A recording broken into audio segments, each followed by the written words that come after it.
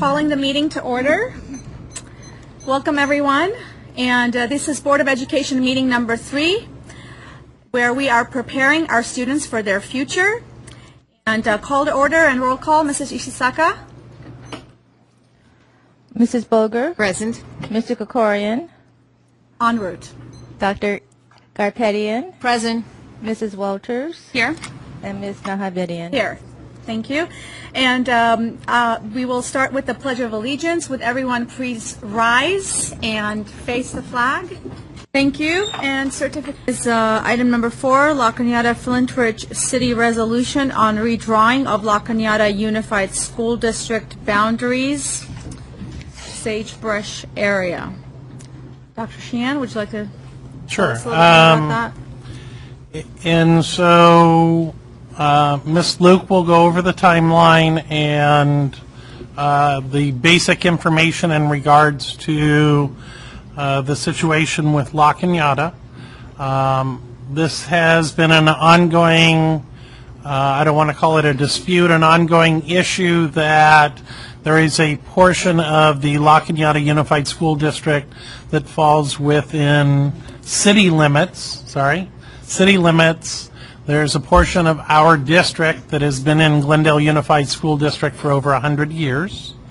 And there has been discussions in the past and formal attempts to incorporate the Sagebrush area into the La Cañada Unified School District.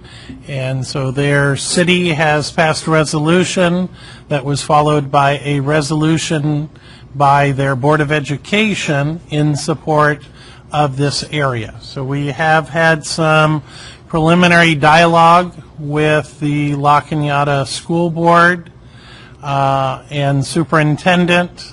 One of the things that we did take note that it did get rather ugly the last time, and so regardless the process or how we go, one of our agreements that we will work at this from a professional standpoint. And we have a very good working relationship with La Cañada and hope to maintain that well into the future. So with that, I will turn it over to Ms. Luke. Thank you, Dr. Sheehan.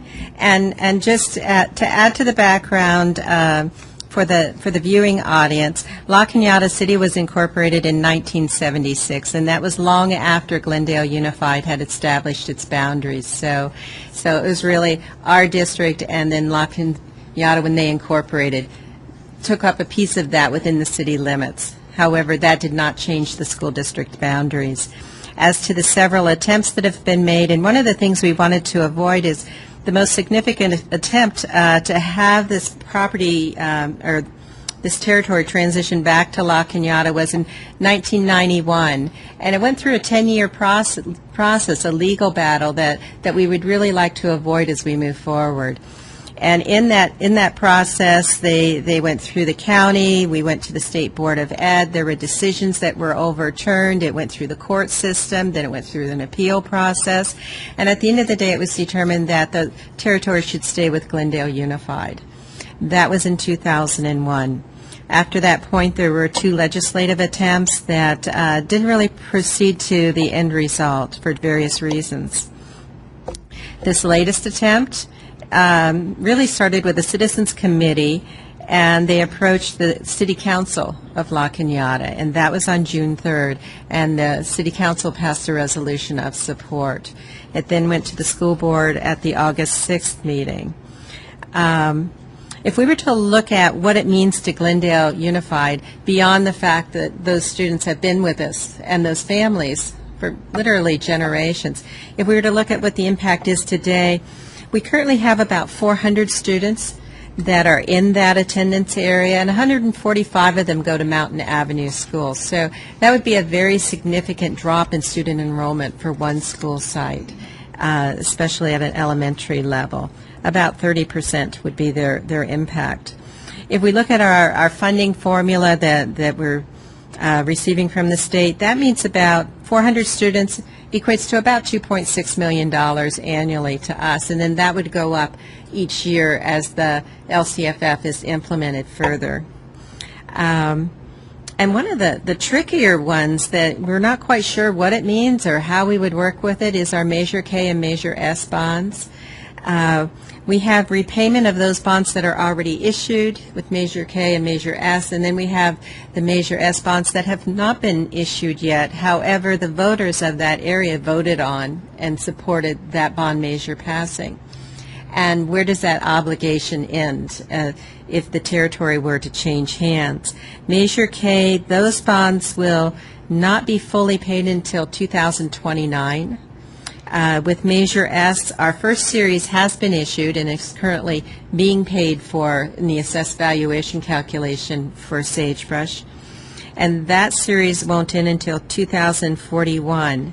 And then if you were to look at Measure S as a total, those bonds, once they're issued, we're anticipating they're ending in 2051. So you've got the Measure K, the Measure S issued, the Measure S not issued, and just how that would work with the taxation, because La Cañada also has their bonds, and we're not quite sure of that piece as we go forward as to who they would be paying in those dollar amounts. If we were to just pull the assessed valuation out of our calculation for sagebrush, that's about $500 million, which is about 1.8 to 2% of our entire assessed valuation for Glendale Unified. And so what that means moving forward is that as we issue bonds and we try and honor that commitment of no more than $46 per 100,000 of assessed valuation in our bond repayment, you're going to be taking out of that equation $500 million of assessed valuation. So it may push that we'll issue fewer bonds, or we may have to look at that $46 promise that we made as we move forward. As far as process, the normal process is there's a petition and there's a number of things that, makes a valid petition as to percentage of voters in the area or percentage of homeowners. And so it is assumed that that petition will gather whichever required signatures are needed. It will then go to a county committee, an LA County committee, and that committee will evaluate the request. And they will certify that the petition, the signatures are appropriate. They will then go through a process of making a determination of what they think should be done. And then they will start holding their public hearings. And there are required public hearings. There's a timeline for those public hearings.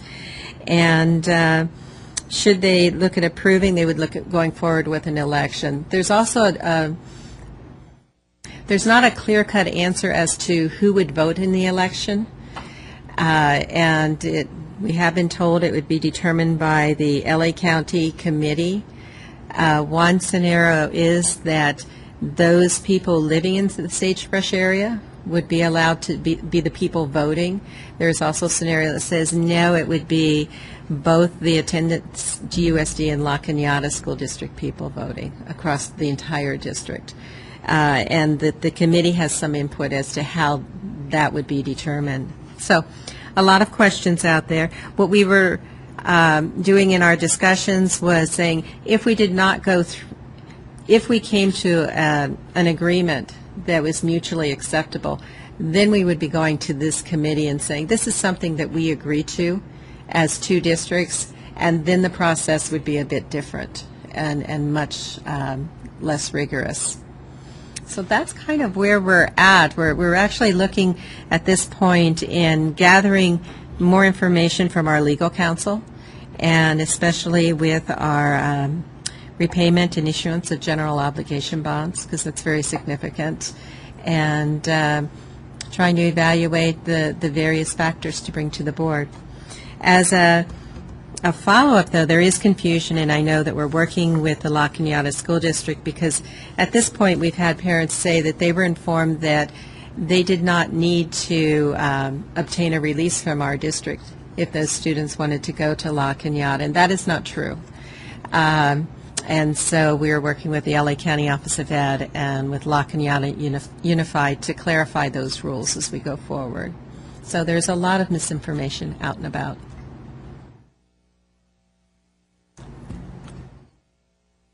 Hi, David Corey. Thank you.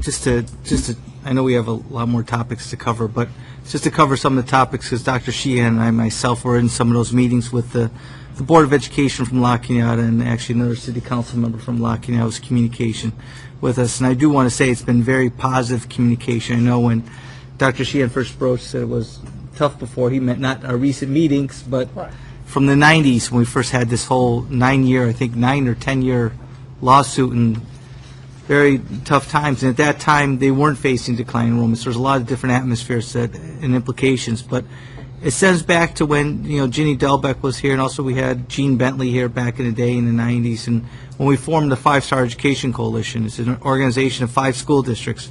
We've had a great working relationship with Burbank Unified and La Cañada Unified, South Pasadena, and ourselves. And we have a lot of joint projects now with College View. We share it with La Cañada and not Burbank anymore, just La Cañada. Who else?